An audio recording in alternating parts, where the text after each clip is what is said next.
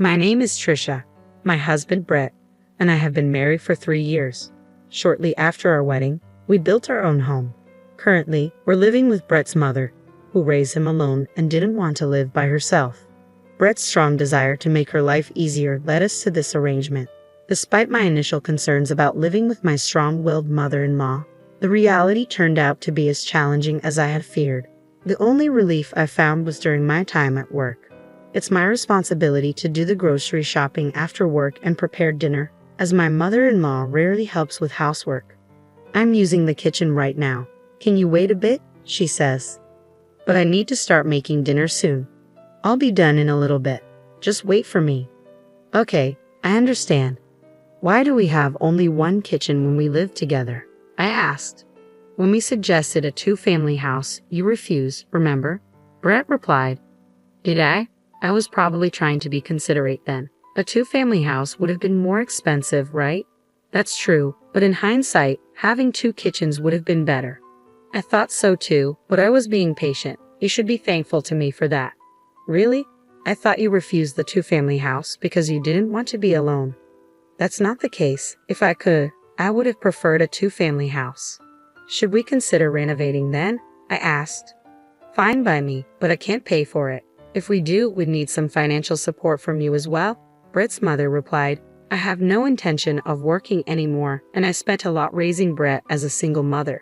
I hardly have any retirement savings, so I can't contribute. But Brett and I are covering all the household expenses, including the mortgage and utilities. If you want a 2-family house, we need your help. I don't have any money to spare. I spent all my money on Brett. He's working at a good company, so he should pay me back more than I spent on him. If that's the case, we'll have to cooperate and get along from now on. Why do I have to be told what to do by you? If you earn more money, you can afford to renovate, can't you?" "I'm not telling you what to do. My salary isn't going to increase any further, so please don't count on me. Even though Brett makes a high salary, because he married you with your low income, we can't live comfortably at all," Brett's mother remarked. "What are you trying to say?" I asked, feeling a sting of anger. Sometimes I can't help but think it would have been nicer if Brett had married someone better. "Is that so? You're able to live comfortably because of my son, who I've raised so carefully, so don't get too big for your britches. I'm working too, you know. I know exactly how much you make. You should be more grateful to my high-earning son." "I am grateful, but what? If you're living off the money my son earned, don't complain about this and that. I might be relying on him, but I do earn my own money as well." Enough, she snapped. "Why are you so angry?" I asked, feeling the tension in the air. "If you were highly paid, I wouldn't have to endure these difficult days. That's why I'm irritated," she replied with frustration evident in her voice. "Even if you tell me that now, why do I have to spend every day alone with you?" I questioned. "Because Brett is on a business trip. We have no choice. He's hardly been home for the past 3 years," she explained. "It's his job, so we can't help it," I reasoned. "He didn't go on business trips before we got married. Why did this start happening?" she wondered aloud. "Because he changed jobs," I replied. "But it's the same profession, right? Can the conditions change that much?" she mused. "It seems like the new company requires a lot of business trips," I offered. "I'd rather live alone than this," I muttered under my breath. "If you hate living with just the 2 of us that much, why don't you live alone?" she retorted. "Are you going to pay for my living expenses then?" "Maybe I'll do that," I countered. "Why don't you ask Brett?" she suggested. "Brett will definitely want to live with me," I predicted. "That may be true. I'll talk to him when he comes back on the weekend," she agreed. During the week, Brett is away on business trips, leaving just me and my mother-in-law in the house we built. Despite my discontent, I tried my best to avoid conflict, but it seemed Trisha also disliked living with me. We decided to discuss it when Brett returned home. It became apparent that it wasn't working out with the 3 of us, so I spoke to Brett first. "Your mom said she doesn't like living with just me," I informed him. "What? Why?" Brett questioned, puzzled. "She doesn't like that you're not at home because of your business trips," I explained. "Well, I can't help it. It's my job," Brett reasoned. "Why is it my fault?" I defended. "If you got along with her, she wouldn't have said such things. I bet you're just giving her lip, aren't you?" Brett speculated. "No, that's not the case. I've been cooking meals and doing all the house chores properly," I countered. "Well, that's expected, isn't it?" Britt remarked. What do you mean by that? I questioned. Mom has been through a lot raising me. I want her to have an easier time now, Britt explained. And that's why I'm trying to do right by her, Britt defended. Do right by her? House chores are your responsibility, I reminded him. What's with that attitude? Please get along with Mom better, Britt urged. I'm doing my best, but if it's causing stress for both of us, maybe it would be better for her to live on her own, I suggested. What a waste of money that would be, Britt argued. Well, yes, but maybe we should have built a duplex then. We can't afford a renovation now, I reasoned. If you could just curb your spending habits a bit, that wouldn't be a problem, Britt suggested. Why is it always my fault? I retorted. You're receiving extra for business trips, so instead of wasting it on slot machines, why not put it towards our living expenses? We'll be able to afford a renovation then, Britt proposed. I don't want to do that. Slot machines are my only joy during those trips, I admitted. What are we supposed to do, being stressed out then? I lamented. All you need to do is put in more effort and we'll get along like a real family, Britt responded. That's easy for you to say, but it's not easy to build a real familial bond with your in-laws, you know, I countered. You can say that after you've put in the effort, Britt insisted. What's that supposed to mean? I questioned. I'll ask Mom to be a bit more patient with you, Britt offered. Patient? It sounds like you're saying it's all my fault. Man, this is such a hassle, I sighed. Your job is twofold, to get along with Mom and to take care of the house. I'm counting on you when I'm not home, Britt reminded me. It appears Britt had a conversation with my mother-in-law as she eventually abandoned the idea of me moving out. However, things took a turn for the worse after their discussion. One evening, it was just the two of us at dinner again. Don't want this. It tastes bad, she complained. What's wrong? You've been very picky lately, I observed. Britt told me something, she said. What was it? I inquired. He said that I should get along better with you, she confessed. I see, I responded. He told me that I should speak my mind and not hold back, she continued. Is that so? I mused, sensing there was more to her words. He said that if I lived as if you were my own daughter, my stress would disappear, so I decided to stop holding back. Even if I did want to eat something, I had been eating it anyway, but I decided to stop that too, my mother-in-law explained. So that's what it was, I muttered, trying to comprehend her sudden change in behavior. From that day forward, my mother-in-law became increasingly selfish, adding to my stress. Whenever I tried to discuss it with Britt, he would dismiss my concerns, insisting I wasn't trying hard enough and offering no assistance. I reached my breaking point. By the way, did you clean the bathroom yesterday? She asked. Yes, I did, I replied. You left it dirty, she accused as she emerged from the bath, triggering my boiling anger.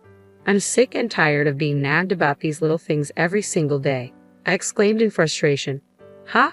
Britt told me to treat you like my real daughter, so that's what I'm doing, my mother-in-law defended. Real daughter? I don't remember becoming your daughter. What's with that attitude? I think you're mistaking me for a servant, not a daughter, I retorted. Well, now that you mention it, you do seem like a servant, she remarked. I'm not your servant, I insisted. Then why don't you leave? She challenged. That's what I should be saying. What? Do you really plan on kicking me out even though you don't contribute to living expenses? I fired back. Of course, Britt is the head of the household, she asserted. But I'm Brett's wife, I reminded her. What are you talking about? I am Brett's mother. Do you think a wife has a higher status? My mother-in-law challenged. It's not about status or anything like that, I clarified. Then what is it? Do you think Brett will choose you over me? She prodded. I think Brett will choose you, mother-in-law, because he cherishes you so much, I reassured her. That's more like it. Are you really sure it's okay if I leave? She questioned. Why worry? It'll definitely be okay without you. I feel relieved, actually. I admit it. Is that so? Even if it might make things financially difficult, it's okay? She pressed. Huh? Why worry? It's none of your business, I responded defensively. I understand. Britt earns $70,000 annually. We're comfortable, so stop undermining us, she insisted. I'm not undermining. I'm just worried, I confessed. There's no reason for you to worry. Stop belittling us. Get a divorce quickly, understood, my mother-in-law commanded. There seems to be no need to discuss this with Brett. I will pack my things and leave promptly, I responded calmly. Ah, finally the nuisance is gone, she remarked. Several days later, I departed without informing Brett. If I had consulted with Brett, who adores his mother, I would be the one to be blamed. As if to confirm it, there was no contact from Brett, who must have returned from his business trip, and I resolved to divorce. I arranged to meet Brett alone. Dude, I told you to get along with Mom. Why did you fight? Brett questioned. It seems you're only siding with your mother, making everything my fault. I replied. What? You want to say you were harassed by Mom? Let's not. There's no need to argue here. I've already decided to get a divorce, I declared firmly. Wait, are you intending to divorce me? Brett asked, surprised. Yes. Did you think we were going to divorce? I replied. Well, we're not on bad terms or anything, Brett reasoned. There's no way I can continue to live with a mother-in-law like that. And you, Brett, you're a mama's boy who has no intention of helping me, I accused. I'm not mama's boy, Brett protested. You're nothing but a mama's boy, I insisted. Is that so? Brett questioned, hurt by my words. Your mother is all about you, Brett. It's mutual love, so enjoy it, I remarked bitterly. Hey, you must be kidding me, Brett said, disbelief evident in his voice. Wishing you a lifetime of happiness, I said, my decision firm. We completed our divorce papers without any issue, and we were officially divorced. Since the house was mortgaged under Brett's name, it became his property. Then just a month after our divorce, I received a call from Brett. He said he had something important to discuss involving his mother, so I reluctantly agreed to meet them. Wait a minute. What's going on? Why are you being so emotional all of a sudden? Brett asked as I entered the room. Don't play innocent, I replied, my emotions running high. Excuse me, Brett looked confused. We can't make ends meet with just Brett's earnings alone, I explained, trying to hold back my frustration. Well, of course you can't, Brett responded, seemingly puzzled. What do you mean? I asked, feeling a mix of confusion and irritation. We completed our divorce papers without any issue, and the house, under Brett's name, became his. Just a month after our divorce, I received a call from Brett. He said he wanted to discuss something important with me involving his mother, so I reluctantly agreed to meet them. Wait a minute, what's going on? Why are you being so emotional all of a sudden? I questioned as I entered the room. Don't play innocent, Brett responded, his tone tense. Excuse me, I replied, taken aback. We can't make ends meet with Brett's earnings alone, Brett explained, his frustration evident. Well, of course, you can't, I replied, trying to understand. What do you mean? I asked, sensing there was more to the statement. We used to pay for our living expenses with my earnings as well, and he's bringing home less than I thought, not even $70,000 a year, Brett revealed. It seems like you were mistaken, mother-in-law, I interjected. What do you mean? She asked, confused. The one making $70,000 a year is me, I confessed. What? Then how much does Brett make? She inquired, surprised. Brett used to earn around $50,000 a year before he changed jobs, but it dropped significantly after that, I explained. I didn't know that, she admitted. Well, it's not a surprise you didn't know. It's not something we would necessarily tell you, I replied. Even so, his take-home pay is way too low, she concluded, concern evident in her voice. That's because his salary is being deducted for his gambling debts, I confessed. What? My mother-in-law exclaimed, clearly shocked. That's why his take-home pay is significantly less, and I had to supplement the shortfall with my salary, I explained. Why didn't you tell me sooner? She questioned, her voice tinged with concern. No, I did tell you. I warned you that it would be financially tough, but then you told me it was none of my business, I reminded her. Well, I didn't say anything because I thought it would be bothersome to you, she admitted. He seems to be gambling every day on his business trips too, I added. Brett has a gambling addiction, you know, I revealed, the weight of the situation sinking in. We managed to pay this month's gas, water, electricity, and everything else, but I don't think we can pay them next month, Brett confessed. That sounds tough, I sympathized. It's hard, so come back, Brett pleaded. What are you talking about? I asked, taken aback.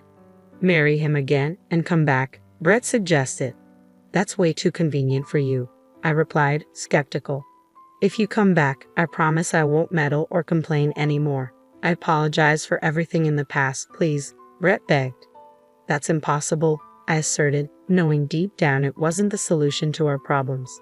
At that point, Brett, who had been silent all along, spoke up. I didn't know anything about the money situation either. I thought we were making do with just my salary, Brett admitted. There's no way that was possible. I feel guilty for always siding with my mother. Can't we start over? I asked, hopeful. Being able to leave a gambling addict was a relief, so remarrying is absolutely out of the question, I added firmly.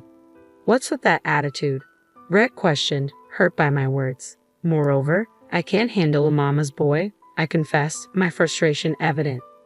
Don't say such things, Brett pleaded, his voice tinged with disappointment. You two are in love, so why not work together and give it your all? You should be able to make it, my mother-in-law intervened, trying to reconcile us. I beg you, Brett added, his tone pleading. Are we done with this topic? If so, I'd like to leave soon.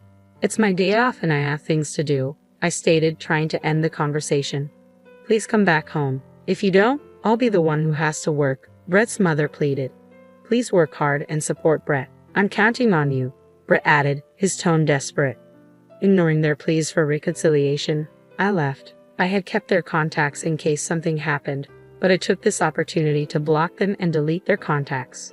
I requested a transfer to a store near my parents' house and moved into an apartment close by. Brett's house was about a 2-hour drive away, and Brett disliked my father, so he probably wouldn't come to this area. Half a year later, I worked at the previous store near Brett's house for the first time in a while as part of a support team. I was curious and passed by their house only to find a surprising sight. The house was up for sale. They must have been unable to make the payments. Then, while I was at work, I saw my mother-in-law, and she noticed me and approached me. I finally found you, she said, her tone serious. What's going on? I asked, feeling a mixture of curiosity and apprehension. I thought we might meet if I waited here, my mother-in-law admitted when she saw me. To my surprise, she was working at the supermarket next to the cell phone shop where I worked. Are you working? I asked, noticing her uniform. You can tell by looking, she replied, a hint of sadness in her voice. So you're working here in hopes of seeing me? I questioned.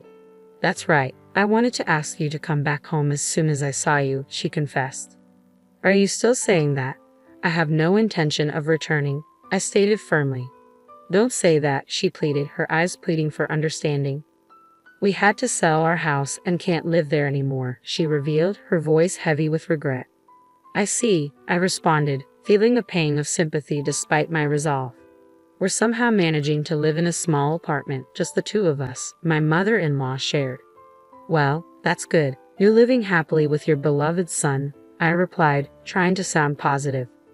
Don't mock me, and Brett has a part-time job. He often doesn't come home on his days off. We barely have any time to talk, she lamented.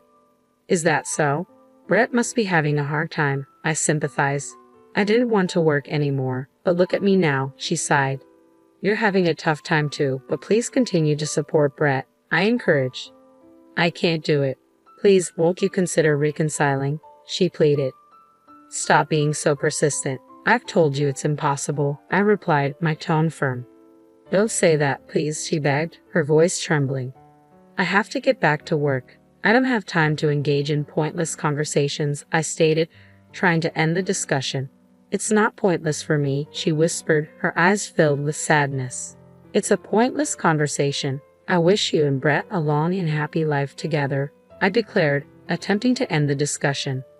Wait a minute, my mother-in-law pleaded, desperation evident in her voice. Apparently, the two of them who sold the house are now living in a small apartment. As far as I know, they still have 2 years left to repay their gambling debt, so they'll probably live hand to mouth until then. I hope they can work together and overcome this. As for me, I'm doing my job every day with energy and enjoyment. Things have been going well for me since the divorce. Good things come in bunches, and I'm grateful to be dating a wonderful man right now. I want to be happy next time.